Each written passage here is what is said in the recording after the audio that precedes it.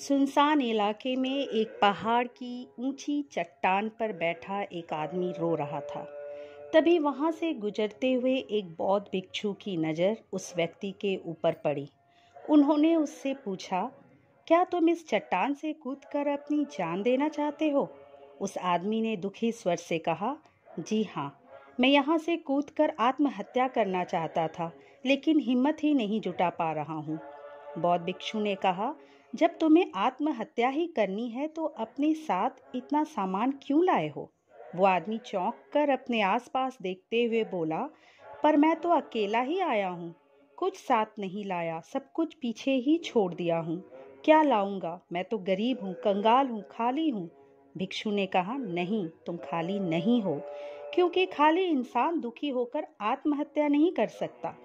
तुम जरा अपने अंदर झांको, तुमने कितना सारा बोझ अपने भीतर उठा रखा है जो तुम्हारी सांसें तुमसे छीन रहा है। तुम इसे बाहर फेंको। कब तक तुम इसके बोझ तले दबे रहोगे? वो इंसान रोते हुए उस भिक्षु के चरणों में गिर पड़ा और बोला, मुनिवर, आपने मेरे दिल की बात जान ली। मेरे अपने भी मेरी चिंता को, मेरी भावना को नहीं समझ सके। अब आप ही मुझे मेरी चिंताओं से दूर कर सकते हैं।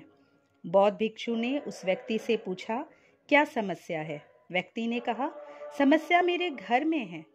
भिक्षु ने कहा, अगर समस्या घर में थी तो तुम यहाँ आकर भी दुखी क्यों थे? समस्या तो घर पर ही छूट जानी चाहिए थी। समस्या घर में नहीं, तुम्हारे भीतर है।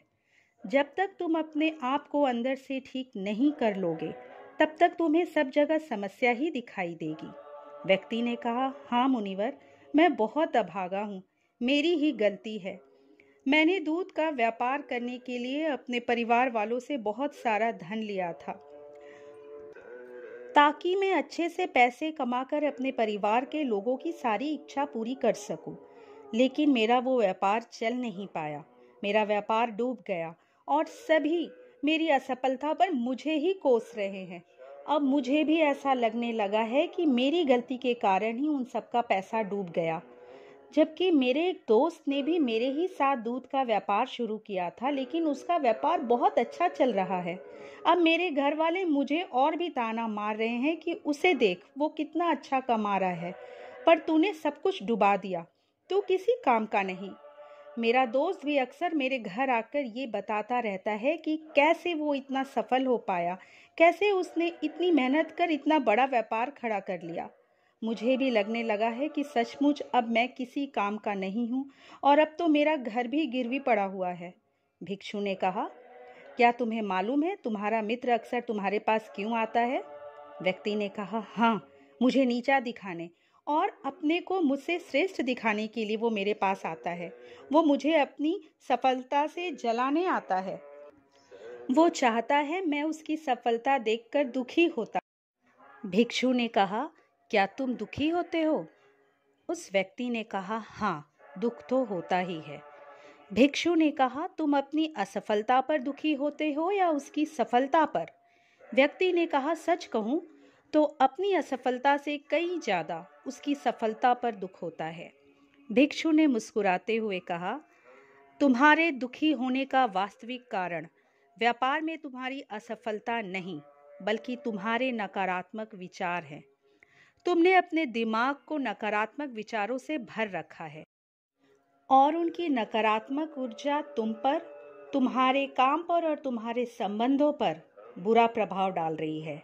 व्यक्ति ने कहा, हाँ मुनिवर, जब मैंने अपना व्यापार आरंभ किया था तब मेरे अंदर भी ऐसे नकारात्मक विचार आ रहे थे कि कहीं मैं इस व्यापार में असफल ना हो जाऊं।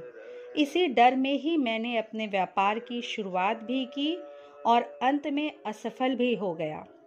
भिक्षु ने कहा, तुम सकारात्मक विचारों की ऊर्जा से अब तक परिचित नहीं हो।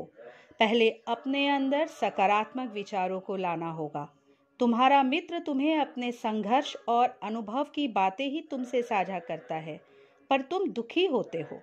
तुम उसके अनुभव और अपनी बुद्धि का उपयोग करो, उसके संघर्षों की सीख का उपयोग करो। दुखी होने के बदले इस बात पर खुश रहो कि तुम्हें घर बैठे एक सफल इंसान के अनुभव मिल रहे हैं। कड़ी मेहनत करो, हार मत मानो। और ये बुरा वक्त भी गुजर जाएगा और तुम भी एक सफल इंसान बनोगे। भिक्षु ने आगे कहा, हम सफल होंगे या असफल ये मुख्य रूप से हमारी सोच पर निर्भर करता है। इसलिए जिंदगी की ओर सकारात्मक रवैया अपनाकर चलना चाहिए। व्यक्ति ने कहा, आप सच ही कह रहे हैं। मैंने अपने अंदर नकारात्मक विचारों को भर रखा है जो मेरी असफलता का कारण है। पर मेरे अपनों ने ही मुझसे दूरी बना ली। मेरा दोस्त देखने लगे, जबकि मैं तो उन सब के लिए ही कुछ करना चाहता था। भिक्षु ने कहा, तुम वास्तव में अपने किए गए कार्यों के लिए सांत्वना और तारीफ चाहते हो। यहाँ हर इंसान यह चाहता है कि वह कुछ भी करे तो लोग उसकी तारीफ करें। तारीफ न मिलने पर मन दुखी हो जाता है और लगने लगता है कि सब स्वार्थी हैं। जब इन्हें मेरे काम की कदर ही नहीं तो मैं क्यों इनके लिए कुछ करूं? लेकिन तुम अगर किसी को अपना मानते हो तो इसमें तारीफ की क्या जरूरत? तुम अपना काम एक कर्तव्य समझकर करो, जिसे करने के लिए किसी तारीफ की जरूरत नहीं होती। जैसे एक माँ अपने छोटे बच्चे का ख्याल पूरी निष्ठा से रखती है, फिर उसे कोई तारीफ करे या ना करे, इससे उसे कोई फर्क नहीं पड़ता। तुम भी अपने काम को अपना कर्तव्य समझकर करो। अगर दूसरों की प्रशंसा या बुराई से तुम खुश या दुखी होते हो तो तुम कभी खुश नहीं रह पाओगे, क्योंकि तुम्हारी खुशी अपने कर्मों पर नहीं बल्कि दूसरों के विचारों पर निर्भर करती है, जो हमेशा बदलते रहते हैं। व्यक्ति ने कहा, आप सही कह रहे हैं। अब मैं आपकी दोनों बातें याद रखूंगा। पहली कि मुझे सकारात्मक सोच रखनी चाहिए और दूसरी कि कभी भी किसी दूसरे को खुश करने के इरादे से कोई काम नहीं करना चाहिए। लेकिन क्या इन दो सीख के अलावा भी आप मुझे कुछ ऐसा दे सकते हैं जो मेरे बहुत बुरे वक्त में मेरा साथ दे? भिक्षु मुस्कुराते हुए अपनी झोली से एक छोटी सी डिब्बी निकालकर उसे देते हुए बोले, इसे हमेशा अपने पास रखना। इसमें एक ऐसा राज है जो तुम्हें बड़े से बड़े दुख से भी बाहर निकाल लेगा। लेकिन इस डिब्बी को तभी खोलना जब तुम्हारे पास कोई दूसरा रास्ता ना बचे। वह व्यक्ति भिक्षु को धन्यवाद कर वहां से अपने घर वापस लौट आया। उस व्यक्ति ने भिक्षु द्वारा बताई गई बातों का पूरी तरह पालन किया। अब उसने नकारात्मक सोचना छोड़ दिया था और उसे दूसरों की बातों से भी कोई फर्क नहीं पड़ता था। जल्द ही उसने अपने शुरू किए दूसरे व्यापार में बहुत सफलता प्राप्त कर ली। अब सभी उसकी प्रशंसा कर रहे थे। वह अब काफी अमीर हो चुका था, लेकिन समय ने अपना चक्र चलाया। उसके राज्य में पड़ोसी राजा ने हमला कर दिया। उसकी घर दुकानें सब तोड़ दी गई। उसके परिवार के कई लोग मार दिए गए। किसी तरह वह अपने बीवी बच्चों के साथ जान बचाकर दूसरे राज्य में भागा। उसके बच्चे बीमार और भूखे थे, जिसके लिए उसे पैसे की जरूरत थी, पर उसके पास कुछ भी नहीं था। फिर उसे अचानक भिक्षु की बातें याद आई और उसने अपनी जेब से उस डिब्बी को निकाला। उस डिब्बी में एक कागज और सोने का एक सिक्का था। उस कागज को पढ़कर वह जोर से हंसा, जिसमें लिखा था, ये वक्त भी गुजर जाएगा। उसने उस सिक्के से अपनी नई शुरुआत की। हो सकता है आपके पास वो सोने का सिक्का ना हो, लेकिन हिम्मत तो है ना, कुछ ना कुछ कर ही लेंगे।